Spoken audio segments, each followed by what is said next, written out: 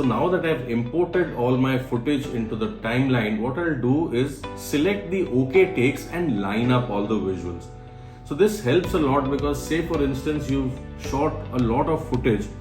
I'm sure there must be portions in that footage where the camera is shaky or it's not a relevant thing that you wanted to shoot, and so it's recorded itself, right? Maybe you wanted to shoot a bus moving and you switched on the camera, it shows some movement that you didn't intend to capture but somehow got recorded. So now what I'll do is all these portions that are not needed for me, I'll just trim this out and keep the usable part of the shot the way it is. This will actually go a long way in saving time later. See for instance this shot, I'll just, instead of keeping it, the whole thing is about 9 seconds. So I don't want 9 seconds. So I'll just keep this portion. So this bit, yeah, it seems okay. It's inside a car, the camera is not too steady. So I'll just go through, see earlier one was 9 seconds, this one is 10.8 something seconds. This whole shot is so long, so of course I'm not going to use such a long shot in the final edit.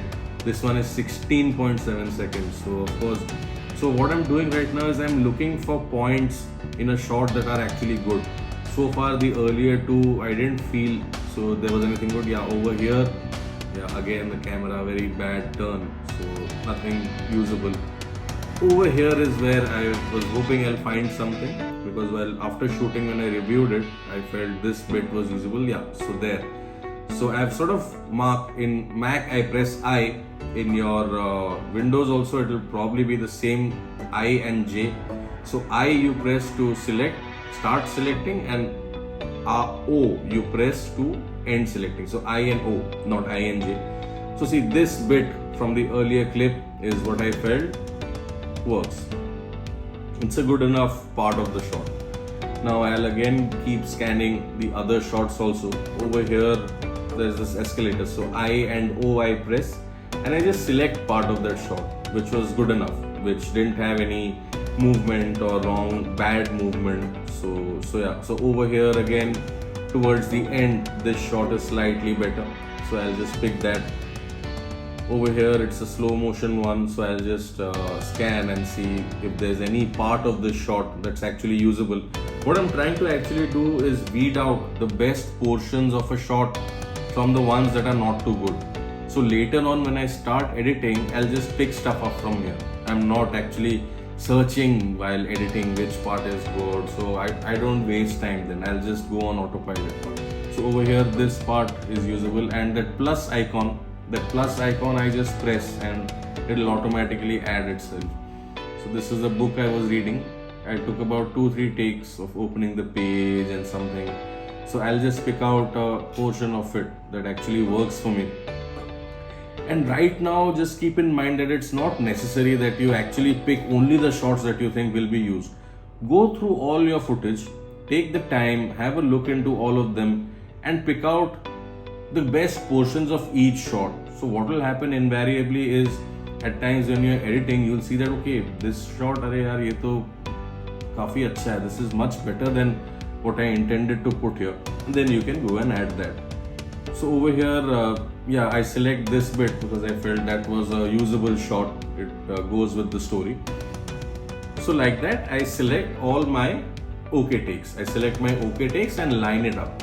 Remember that this will be a separate timeline. Timelines are the actual place where you edit. You can think of it as a page. So one page you have just the lineup, which will be the OK shots that you've selected. You've trimmed down all the bad bits and just kept the good portion. Then you'll open another timeline. It's almost like a duplicate. You can create a duplicate just like you open a fresh page. And this duplicate will be your editing timeline. So any changes you make in the duplicate, your original one stays as it, right? So that is all about selecting the OK takes.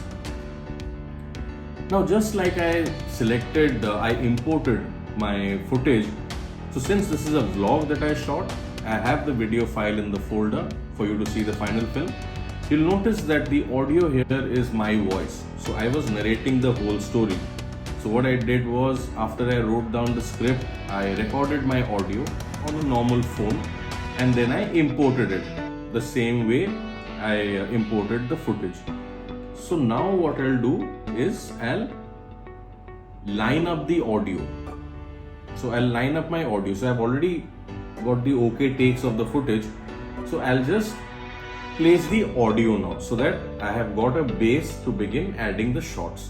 Usually in a film, usually as a standard practice, first the audio will be placed if it's a voiceover, and then we begin adding the visuals one by one. So you're just filling things up, almost like fill in the blanks.